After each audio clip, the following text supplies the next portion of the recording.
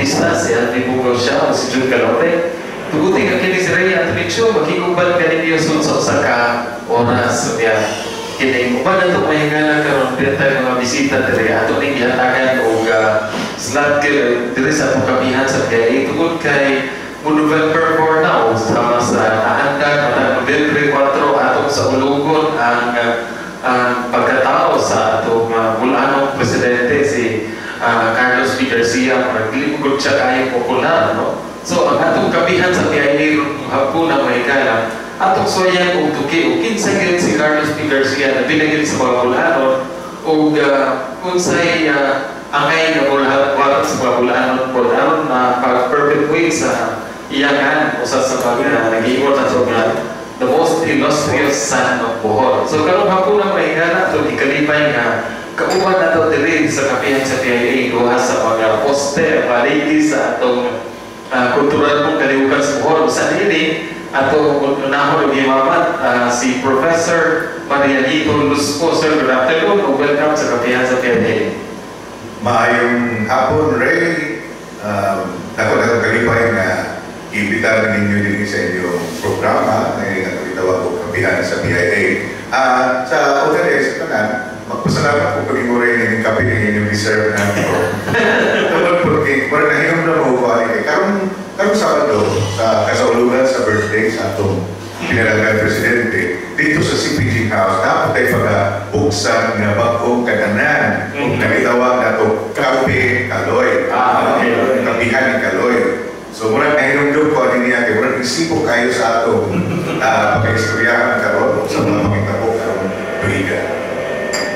Okay. Unya, upan po ni Professor Marianito Lusco ang karon ang head sa Center for Culture and Arts Development sa Kapitolyo Provincial. So, upan na ito karon si Sir Romy Tagaan. Sir, good afternoon. Welcome sa kapihan. Salamat, Ray, o mayang hapon. Ganun mo sa tarang naminaw na doon karon sa kanginan o kang akong kauban si Professor Nis Lusco at ang advice siya ang researcher sa provincial government. Salamat kayo kahiyungan na niali na nagiguban kami kaninyo niya matag o madugang kasayuran mga kalambuan na gihimo na ito aron yun pagpabalik sa popularidad sa atong muna itong tumo, no? Natin balik ang popularidad sa atong pinalagan kahit Presidente Carlos P. Garcia, the 4th President of the Republic of the Philippines.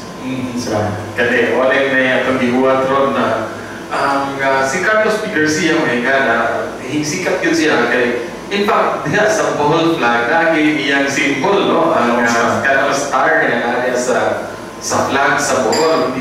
Seemingly, beyond that, hindi ko man na murag pailhan lang si Carlos P. Garcia tawag kay na ICPG Abilio, nag-ibang natin sa otherwise, murag dili kayo popular. Of course, naay mga lungsod ni Carlos P. Garcia, but murag halos pareha sa Jose Rizal, murag pailhan na lang nato sa Posporo. Is there nga man nga unsa kay explanation natin Sir Professor Nate Lusco sa kanin? Daghan ba ang makita nato na rason tingali kung gano'ng dili kayo popular at presidente. Pero gusto tingali ni ini po nga rason yun, no? Bukat nga rason nga dili kayo siya popular. Kaya sometimes siya na hingong presidente o sometimes niya pa sa ako. Huwag siya maghimo o malakang na murang kita o iyang iuna o kada pa murang iandam ang iyang kagalingon o mahinumduman sa katawan. Ako na ipasabot na kinaiyang kulanong ba sa nag-i-facing siya. Usa yun sa outstanding na karakteristik ni Carlos P. Garcia ang iyang pagka, dili ang iyang pagkaligdo, kundi ang mapausanon sa pagkatao. Kaya kaya bitaw ang mga kinaiyang kulanong bitaw pagpista, yan, 5 kababoy yung iihaw, pero ngayon yan mo ka mag-inag, may rata. I really consider President Carlos P. Garcia as a complete Boholano. Kada ba, ang tinuod ng pagkabolano niya, biniyan yun, no?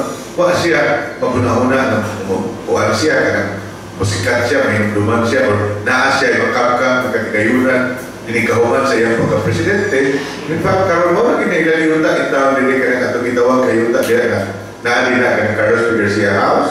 Marang kinitaw na ilang katigayunan na maingon na ito diri sa Bohol.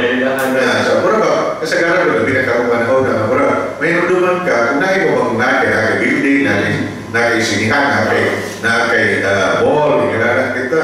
Wa siya niya kay mga Garcia nga pamilya nagsugod sa ubos, nahimong gamahanan pero ibalik ko siya kung sila. Tungkol kay migawas ang kinaiyang bulanon. Okay. It works self-effacing without that. Pero tingnan, it works in his disadvantage. Pero apil maniniha sa kuha na ito nga, yasa man ang popular kayo pero ngilaan ko lang yan doon. Pero si Carlos Pigarcia, lead doon ngayon, ang ngayon ginatawag kapasigan kong isip mga bulanon. So, klaro na ganda lead doon. Muna yung nag-ingon nga, na presidente naman ang gano'ng wakman tarunga ang buhol, gano'ng wakman yun nga. Murag seemingly ang halos mga presidente tanan, ugasa sila gikan, murag naagay maayohon nga ba paabot sa ilang lugar, sa ilang mga lugar. Si President Carlos P. Garcia, murag para sa mga taga-Bohol, unsa gyud ka ang pinakadako niya nga nahimo sa Bohol? Like things like this. Do na ba surveys? Hindi ako bago ng gingon-gingon dito ng wakit siya nahimo nila sa Bohol. Kay usa ninias sa mga butana na itabo sa panahon sa iyang termino niya. Atong hinumduman nga, ang una niyang termino, murag pakapil na totoo sa nahibiling na termino sa namatay ng presidente na si Ramon Magsaysay. Unya, sa katapusan na itong tuwiga, magka-Nobyembre, nag-eleksyon sa kung dito siya nakadaog siya o yung kagalingon na term o pagkatuig.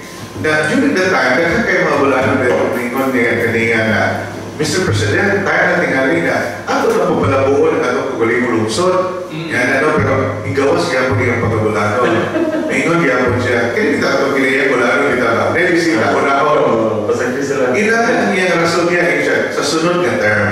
Kaya gilan ko siya as President of the entire Philippines. Ingon siya, akong umaron ang tipo Pilipinas. Kung napan ko yung higayon, ano na pala anak na nako, umaron ang Hong Kong galing lungsod. Ako na, iya sabay, muhiga sa lingkuranan, aron na makiluna ang bisita. So, ano na ito makita? Bulanon yun siya. Bulanon yun siya through and through. Nabisan sa iya kinaiya niya, kaya pagsibibili niya unahon niya kagalingon. Maghuwag yun siya na ang bisita, katong mahiluna. Bahala balikon na itong isda ng kauman. Pero, naan yung ginapon. Ano na ito makita ni Presidente Garcia? Kanang yung itawag yung kinauyukan na kinaiya sa bulanon na angay na ito yung kapasigaro o angay na ito sa uluto. Para man si President Carlos P. Garcia mo presidente nga ikasulti na ito na i-compare ba sa uban na outgoing o mga former president. Siya ka dyan ang presidente nga iban na simple sa tanan. Di ko magato, kadua, pero wag po yung mga issue. Nananaw si President Carlos P. Garcia malinis. Lead doon kay siya o wala eh.